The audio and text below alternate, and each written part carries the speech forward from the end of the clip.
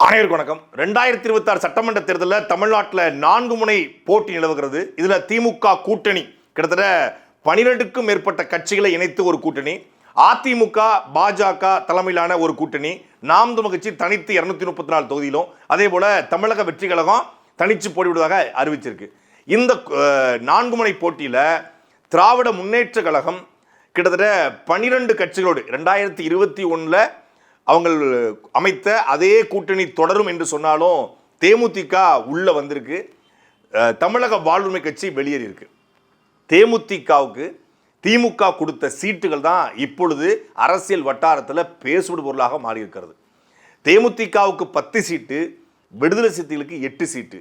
இதே போல 2021 சட்டமன்ற தேர்தலில் திமுக அமைத்த கூட்டணியில் கூட்டணி கட்சிகளுக்கு சீட்டுகள் குறையாக கொடுக்கப்பட்டிருக்கு. அதனுடைய பின்னணி என்ன, தேமுதிக எப்படி 10 சீட்டு வாங்கினாங்க, முத்துன கத்திரிக்காயை எப்படி வியாபாரம் பார்த்தாங்க அப்படிங்கிறதான் இந்த காணொலியிலுமே தெளிவாக பார்க்க போறோம். நீதி வழங்கும் போது அண்ணன் தம்பி சொந்தம் பந்தம் பணக்கார ஏழை எதையுமே பார்க்க கூடாதுடா, நாயத்தை மட்டும் தான் சொல்லணும். திமுக கூட்டணியில 2021 இருந்த கூட்டணியே அப்படியே தொடர்கிறது என்று திமுக தலைவர் ஸ்டாலின் அவர்கள் அறிவிச்சாங்க. ஆனாலும் அந்த கூட்டணியில் இருந்து தமிழக வாழ்வுரிமை கட்சி வெளியேறுவதாக அறிவித்தது. வெளியேறுவதற்கு சில காரணங்களை தமிழக வாழ்வுரிமை தலைவர் மரியாதைக்குரிய அண்ணன் வேலுமுருகன் அவர்கள் அறிவிச்சிருந்தார். கடலூர் இந்த மாவட்டங்களில் திமுகவுடைய மாவட்ட செயலாளர்களே தொடர்ச்சியாக பண்ருட்டி தொகுதி நமக்கு புறக்கணிக்கப்படுது, அதனால் நாங்களும் அதிகாரத்துக்கு வர வேண்டாமா, நாங்கள் எம்எல்ஏ ஆக வேண்டாமா, எங்களுக்கு வாய்ப்பு கொடுங்கன்னு கேட்க ஆரம்பிச்சிட்டாங்க. வெளிப்படையாகவே என் பேரை சொல்ல ஆரம்பிச்சிட்டாங்க. கூட்டத்துக்கு போனால் எனக்கு சேர் தரதில்ல, கூட்டத்துக்கு போனால் என்னை எந்திரிக்க சொல்கிறாங்க, அவமானப்படுத்துகிறாங்க அப்படிங்கிற பல்வேறு காரணங்களையும், இந்த ஆட்சி அதிகாரியுடைய ஆட்சியாக இருக்குது, ஆட்சியாவுடைய ஆட்சியாக இல்லை, இந்த ஆட்சியில் யார் யார் தவறு பண்ணாங்க அப்படிங்கிறத அடுத்தடுத்த காலகட்டத்தில் நான் சொல்லுவேன் அப்படின்னு சொல்லி அறிவித்து விட்டு கூட்டிலிருந்து வெளிவந்தார். இன்றைக்கு தேர்தலையே புறக்கணிக்கிறேன்னு சொல்லியிருக்காரு. நான் எனக்கு கீழே இருக்கக்கூடிய என்னுடைய பொறுப்பாளருக்கு சீட்டு வழங்க போகிறேன், அது எந்த கூட்டணின்னு சொல்ல, எந்த கூட்டணி வழங்குவார் அப்படிங்கிறத. ஆனால் நான் தேர்தலில் நிற்க போகிறதில்ல, பண்ருட்டியில் மட்டும் இல்லை, இந்த 2020 தேர்தலையே போட்டி போட போகிறதில்லைன்னு சொல்லி அவர் அறிவிச்சிருக்காரு.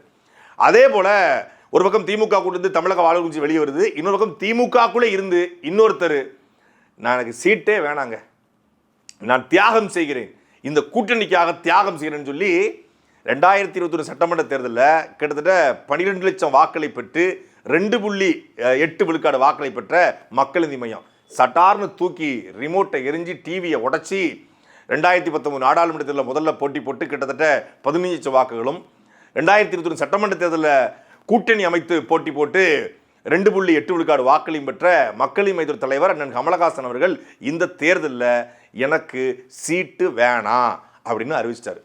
சீட்டு வேணான்னு அறிவிச்சாரா இல்லை சீட்டு கொடுக்க விரும்பலையா அப்படிங்கிறதான் இப்போ இருக்கிற கேள்வி. அது ஒரு பக்கம். அப்படின்னா இன்னொரு பக்கம் இரட்டை இலக்கங்களை நாங்கள் பெறுவோம், ஆட்சியிலும் பங்கு அதிகாரத்திலும் பங்கு, அடங்க மறு அத்துமீறு திமிரி எழு 25 சீட்டு கேளு என்று முழங்கி கொண்டிருந்த விசிக 8 சீட்டுகளுமே பட்டு பெற்றிருக்கு. விசிக 8 சீட்டுன்னு ஏளனப்படுத்தாதீங்க. 2021 சட்டமன்ற தேர்தலில் இதே திமுக கூட்டத்தில் விசிக 6 பெற்றுச்சு. எங்களை பொறுத்தளவுக்கு அது வளர்ச்சி தான். அண்ணே நீங்கள் 8ஆப்பு பாஸு, நீங்கள் 10ஆப்பு பெயிலு, நான் 8ஆப்பு பாஸுண்ணே, பாஸ் பெருசா பெயில் பெருசா? அண்ணே நான் 8ஆப்பு பாஸுண்ணே, நீங்கள் 10ஆப்பு பெயில்ண்ணே. 2021 சட்டமன்ற தேர்தலில் 6 பெற்றோம், இப்போ நாங்கள் 8 பெற்றிருக்கோம்ல, எங்களுக்கு வளர்ச்சி தானே, எங்களுக்கு growth தானே அப்படின்னு பார்க்கலாம். 2021 சட்டமன்ற தேர்தலில் திமுக கூட்டணியில் 6 சீட்டுகளை பெற்று 4 சீட்டில் வெற்றி பெற்றுச்சு விசிக. அதே தேர்தலில் தேமுதிக டிடிவி தினகரனுடைய அமமுகவில் போட்டி போட்டு 60 தொகுதியில் போட்டி போட்டு டெபாசிட்டை இழந்து ஒரு தொகுதியோட வெற்றி பெறல.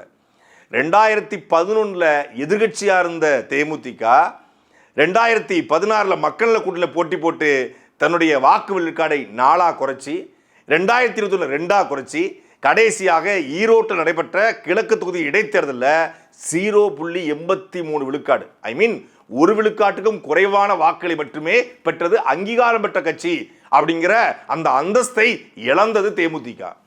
தேமுதிகவுடைய செல்வாக்கு என்ன என்பது எல்லாருக்கும் தெரியும். ஆனால் 0.83 விழுக்காடு வாக்குகளை கடைசியாக பெற்ற தேமுதிக நாடாளுமன்ற தேர்தலையும் பாஜக கூட்டணி வைத்து எந்த இடத்திலையும் சைன் ஆகாத தேமுதிகவிற்கு திமுக கூட்டணியில் 10 சீட்டு. ஆனால் 2021 4 இடங்களில் வெற்றி பெற்ற நாடாளுமன்ற தேர்தலில் திமுகவோட கூட்டணி வைத்து 2 இடங்கள்ல சிதம்பரத்திலையும் விழுப்புரத்தையும் 2 எம்பிக்களை அடித்த விசிகாவிற்கு உள்ளாட்சி நகராட்சி தேர்தல்களில் திமுகவோட கூட்டணி வைத்து பல இடங்களில் கவுன்சிலர்களை, துணை மேயர்களை, சேர்மனை அடித்த விசிகாவிற்கு 8 சீட்டு. இது விசிகாவுடைய பார்வையில் வளர்ச்சியா இல்லை வீழ்ச்சியா? விசிகா கேட்டது 25 சீட்டு. 25 தர முடியாது அப்படின்னா 2 இலக்கங்களை கேட்கிறோம், அதனால உறுதியா இருக்கணும்னாரு. மரியாதைக்குரிய விசிகாவோட தலைவர் திருமாவளவன் ஒரு 2 நாளைக்கு முன்னாடி ஒரு காணொலி காட்சி வழியா பேசுறாரு. பேசும்போது சொல்றாரு, எங்கள் வளர்ச்சியில யாருக்குமே உடன்பாடு இல்லை, எங்களை உற்சாகப்படுத்த ஓடுங்க ஓடுங்க ஓடுங்க அடங்க மருங்க அத்து மீறுங்க திமிரு எழுங்க திருப்பி அடிங்க அப்படின்னு உற்சாகப்படுத்த எங்களுக்கு ஆள் இல்லை, கையை கட்டி நாங்க வாயே பொத்தி குடிஞ்சி நின்னதெல்லாம் தம்பி அந்த காலம் அப்படின்னு எங்கள் தோளை தட்டுவதற்கு ஆட்கள் இல்லை என்று வருத்தப்பட்டாரு, வேதனைப்பட்டாரு. ஆனா அவ்வளவு வேதனைப்பட்டும், அவ்வளவு கஷ்டப்பட்டும், அவ்வளவு துன்பப்பட்டும், அவ்வளவு துயரப்பட்டும் அவருக்கு 8 சீட்டு மட்டுமே கொடுக்கப்பட்டிருக்கு. இந்த 8 சீட்டையும் அவர் காம்ப்ரமைஸோடு ஏற்றுக்கொள்கிறார். அதுக்கு அவர் சொல்ற காரணம், எங்களை விட பாரம்பரியமான கட்சி காங்கிரஸ், 100 ஆண்டு கால கட்சி, தமிழ்நாட்டை ஆண்ட கட்சி, அதனால அவங்க 28 இடங்களை பெற்றிருக்காங்க. திமுக கூட்டணியில் காங்கிரஸ் போன முறை 25, 28. காங்கிரஸின் பார்வையில் சரிதான். காங்கிரஸ் 40 கேட்டாங்க. 2021 63, இப்போ 16 40, அப்புறம் 25 தான் போன முறை கொடுக்கப்பட்டுச்சு. போன முறையை விட காங்கிரஸுக்கு 28 கொடுக்கப்பட்டிருக்கு. போன முறையை விட விசிகாவுக்கு கூடுதலாக 2 கொடுக்கப்பட்டிருக்கு. ஆனால் எங்கேருந்து இது எடுத்து கொடுத்துருக்காங்க அப்படின்னா, கம்யூனிஸ்டுகள் தியாகம் செய்வதற்காகவே தமிழ்நாட்டில் படைக்கப்பட்ட கம்யூனிஸ்டுகள், தியாகம்தான் உன்னை உயர்த்தும் அப்பாத்துறை அப்படிம்பார்ல, ஐயாத்துறை தியாகம் தான் உன்னை உயர்த்தும் சந்தானம் சொல்கிற மாதிரி போன முறை 6, இந்த முறை தலா 5. போன முறை மதிமுகவுக்கு 6, இந்த முறை 4. அதுவும் தியாகம், வாழ்க்கை முழுக்க தியாகத்துக்காக படைக்கப்பட்டது மதிமுக, அவங்களும் தியாகம் செஞ்சுட்டாங்க. அதே போல் இந்திய யூனியன் முஸ்லீம் லீக் போன முறை 3 சீட்டு, இந்த முறை 2 சீட்டு. 2 சீட்னா அந்த 2 சீட் விளையாடுவாங்களே 3 சீட்டு, அந்த சீட்டில் கூட்டணியில் 2 சீட்டு. மனிதநேய மக்கள் கட்சிக்கு 2 கொடுத்துருக்காங்க. அப்புறம் எஸ்டிபிஐ மனித ஜனநாயக கட்சி, மொத்தமாக இஸ்லாமிய கட்சிகளுக்கு 6 என்று திமுக ஒதுக்கிருச்சு. மனித மக்கள் கட்சிக்கு போன முறை கொடுத்தாங்க. இந்திய யூனியன் முஸ்லீம் லீக்லேருந்து 3ல் 1 எடுத்திருக்காங்க. கம்யூனிஸ்ட்லேருந்து தலா 1. அதே போல் மதிமுகலேருந்து 2, கொங்கு நாடு மக்கள் கட்சிக்கு போன முறை 3 சீட் கொடுக்கப்பட்டிருக்கு, இந்த முறை 2. இப்படி இவங்ககிட்டலாம் 1 எடுத்து தான் யாரு கொடுத்துருக்காங்க? தேமுதிக கொடுத்துருக்காங்க. தேமுதிகவுக்கு தமிழ்நாட்டில் இருக்க செல்வாக்கு என்ன, விசிகாவுக்கு தமிழ்நாட்டில் செல்வாக்கு என்ன? அப்போ தேமுதிகவுக்கு கிடைச்சது ஏன் விசிகாவுக்கு கிடைக்கல? அவன்கிட்ட இருக்குது ஏன்ட்ட என்ன இல்லை அப்படின்னு இந்தியன் படத்தில் செந்தில் கேட்குற மாதிரி, அவன்கிட்ட இருக்குது ஏன்ட்ட என்ன இல்லை அப்படிங்கிற மாதிரி. என்ன இல்லை அப்படின்னா லாபி இல்லை. என்ன லாபி இல்லை? ஏவாவேலு லாபி இல்லை. ஏவாவேலுடைய லாபியில், ஏவாவுடைய மொழிப்பற்றில், ஏவாவுடைய இனப்பற்றில் தேமுதிகவுக்கு 10 சீட்டு. ஆனால் விசிகாவிற்கு திமுகவில் லாபி பண்ணி விசிகாவை பற்றி எடுத்து சொல்லி விசிகாவுடைய அருமை பெருமைகளை, செயல்பாடுகளை, போராட்ட குணங்களை, தத்துவங்களை, அவருடைய இலக்குகளை, லட்சியங்களை, கொள்கை கோட்பாடுகளை எடுத்து சொல்லி அவங்க எப்படியெல்லாம் நமக்கு நிற்பாங்க அப்படிங்கிறது சொல்வதற்கு ஆள் இல்லாமல், லாபி பண்ண முடியாமல் 8 சீட்டுகளை மட்டுமே பெற்றிருக்கிறது விசிகா. அப்போ என்ன இனப்பற்று, என்ன மொழிப்பற்று, அதை நம்ம உண்மையிலே வரவேற்கணும், பாராட்டணும். மரியாதைக்குரிய ஏவாவேலுக்கு இருக்கிற அந்த மொழிப்பற்றும் அந்த இனப்பற்றும் இதே திமுக இருக்கக்கூடிய எம்ஆர்கே பன்னீர்செல்வம் அவர்களுக்கும் இதே திமுக இருக்கக்கூடிய சிவசங்கர் அவர்களுக்கும் இருந்திருந்தா தமிழக வாழ்வுரிமை கட்சி 2 சீட்டுகளை பெற்று திமுக கூட்டணியில் இருந்திருக்கும். தமிழக வாழ்வுரிமை கட்சி 2 சீட் தான் கிடைச்சி. நான் ரொம்ப கேட்கலடா, 2 ரூபா தான் அவன்கிட்ட கேட்டேன். இன்னும் கோவத்தில் இருந்தாலும் தெரியல, மார்க்கெட் கூட பார்க்கலையே, எடுத்து விழாவிலே குத்திட்டான் பாருல வடிவேலு, அது மாதிரி 2 ரூபா தான் கேட்டேன், 2 சீட் தான் கேட்டேன். என்ன கோவத்தில் இருந்தாலும் எந்திரிச்சு போட்டாங்க. நல்ல மரியாதை கொடுத்தாங்க, பன்னு கொடுத்தாங்க, டீ கொடுத்தாங்க, மரியாதை கொடுத்தாங்க. வாசல் வரைக்கும் வந்து வரவேற்று வணக்கம் நல்லா இருக்கீங்களா வேல்முருகன் நாங்கள் கும்பிட வச்சு உட்கார வச்சு நல்லா கும்பிட்டாங்க, எல்லாம் பேசுனாங்க. சீட்டுன்னா அப்படின்ட்டாங்க அப்படின்னு சொல்லி அவரே மனம் திறந்து பேசினார். அப்போ தேமுதிகவுக்கு லாபி பண்ணி தேமுதிகவை பற்றி எடுத்து சொல்லி நம்ம அவங்களுக்கு கொடுத்தோம்னா வட மாவட்டங்களில் கணிசமான ஓட்டுகளை தேமுதிக வச்சிருக்கு. அந்த ஓட்டுகள் 1000 1500 ஓட்டு இருந்தால் கூட சில ஓட்டுகள் நமக்கு வரதுக்கு வாய்ப்பு இருக்குது. அதனால் நம்ம அதை பேசுவோன்னு சொல்லி ஏதோ ஒன்று பேசியிருக்காங்க. பேசி திமுகவோட தலைமையை சரிகட்டி தான் 10 சீட்டு வாங்குற அளவுக்கு தேமுதிகவுக்கு பாரம்பரியம் இருக்கலாம். அதாவது தேமுதிக எதிர்கட்சியாக இருந்துச்சுங்கிறார் விசிகா என்ன திருமாவளவன். அப்படி பார்த்தா கம்யூனிஸ்டுகள் வந்து பக்கத்து மாநிலம் தாண்டிட்டு இருக்காங்க. கம்யூனிஸ்டுகள் வந்து இந்தியாவை பல மாநிலங்களை ஆண்டவங்க தான். கம்யூனிஸ்டுகள் தமிழ்நாட்டில் வந்து இதை விட அதிகமாக போட்டி போட்டுலாம் சீட்டு வாங்கியிருக்காங்க. அப்போ ஏன் கம்யூனிஸ்டுகள் 5 கொடுத்துருக்கீங்க? மதிமுகவும் பாரம்பரியமான கட்சி தான். மதிமுகவும் 30 வருஷமாக களத்தில் நிற்குது. வைகோவும் பாராளுமன்றம் சட்டமன்றங்கள்லாம் வைகோட கட்சிக்காரங்க இருந்திருக்காங்க. அவங்களுக்கு அதிக சீட்டு கொடுக்கலாம்ல, கொடுக்கலையே. தனக்கு ஏன் குறைவாக கொடுக்கப்பட்டதற்கு ஒரு கட்சியோட தலைவரே காம்ப்ரமைஸ் பண்ணிக்கொண்டு எங்களுக்கு 8 என்பது எங்களுக்கு போதுமானது அப்படிங்கிற கம்ஃபர்ட் ஜோனுக்குள்ள விசிகாவுடைய தலைவர் அண்ணன் திருமாவளவன் வந்து விட்டாரா? விசிகாவுக்கு கொடுக்கப்பட்டிருக்க சீட்டு என்பது உண்மையிலேயே பாரபட்சம், அநியாயம். அது விசிகாவுடைய வளர்ச்சியில் இருக்கக்கூடிய என்ன சொல்றது தேக்க நிலை அப்படின்னு தான் சொல்ல முடியும். தனிச்சு நின்று நீ எல்லாம் என்னத்தை புடுங்க போற அப்படின்னு சொல்லி அண்ணன் சீமானவர்களை பார்த்து விசிகாவுடைய தலைவர் திருமாவளவன் கேட்டார். தனிச்சு நின்று என்ன பண்ண போற? தன்மானத்தோட நிற்க போறேன், சுயமரியாதையோடு நிற்க போறேன். நான் எனக்கு என்ன கனவுகளை முன்வைத்து, என் தத்துவங்களை முன்வைத்து, என் கோட்பாடுகளை முன்வைத்து, என் லட்சியங்களை முன்வைத்து வென்றாலும் தோற்றாலும் கவலைப்படாம என் மக்கள்கிட்ட தன்மானத்தோடு நிற்க போறேன். 2001 இதே திமுக கூட்டணியில விசிகாக்கு எத்தனை சீட்டு தெரியுமில? 26 என்ன சீட்டு? அதே சீட்டு. 25 வருஷத்துக்கு முன்னாடியே 8 சீட்டு, 25 வருஷம் கழிச்சும் அதே 8 சீட்டு. 2006 சட்டமன்ற தேர்தலில் இதே விசிகாவுக்கு அதிமுக கூட்டணி கிட்டத்தட்ட 9 சீட்டு.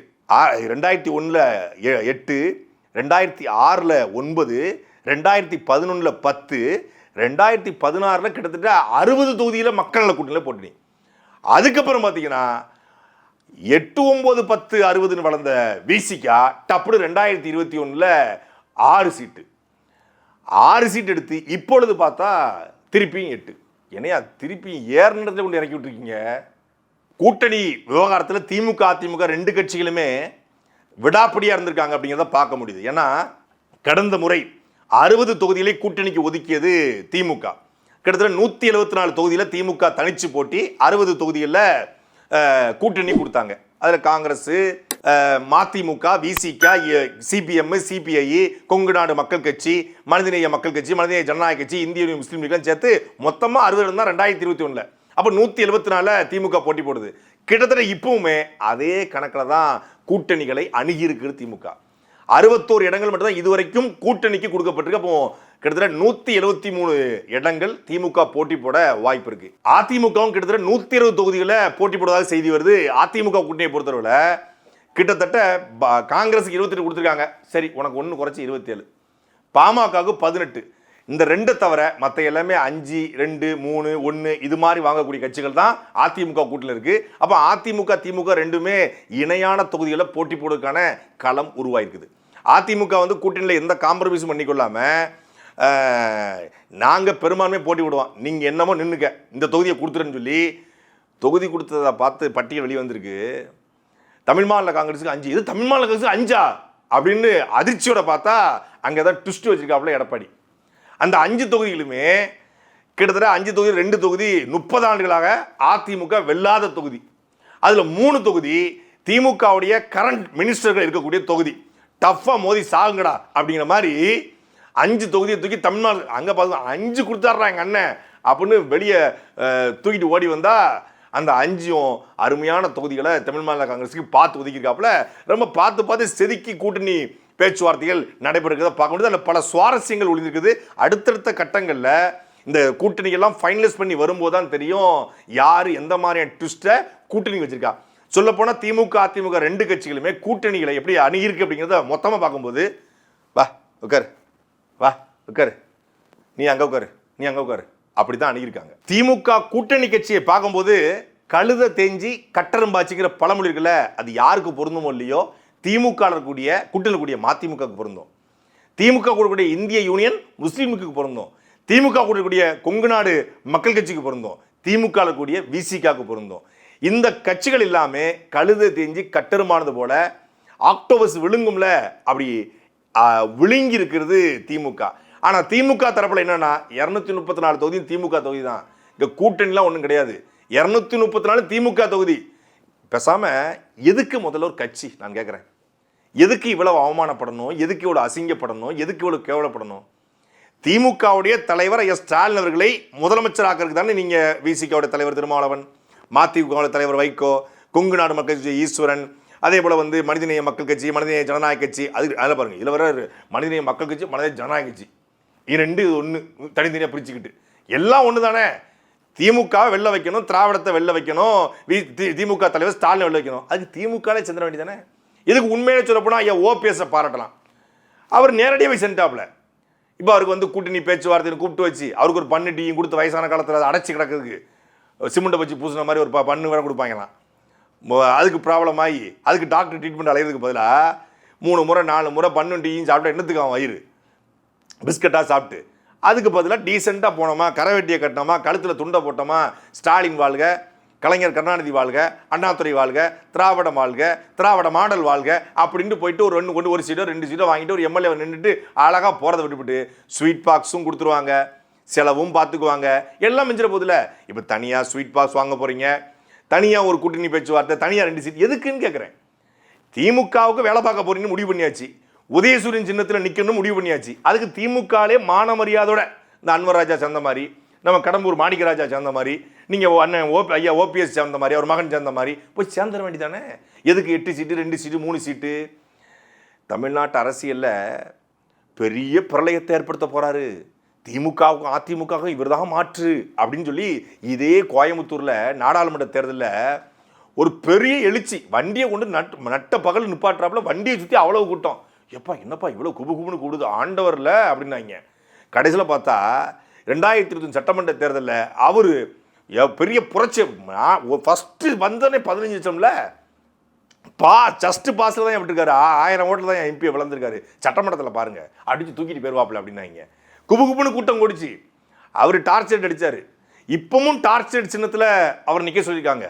எந்த தொகுதியிலும் கேட்காதீங்க, அறிவாலய வாசல்ல. இப்போ டார்ச்சர் சின்னத்தை தேர்தல் ஆணையம் ஒதுக்கியும் நிற்கிறதுக்கு சின்னம் இல்லாமல் அறிவாலய வாசல்ல டார்ச்சர் வச்சிருக்காருல்ல, இதே மாதிரி விசில ஊதிக்கிட்டு அறிவாலய வாசல்லையோ இல்லை வேற ஏதோ ஒரு வாசல்லையோ ஒருத்த உட்காருவார்.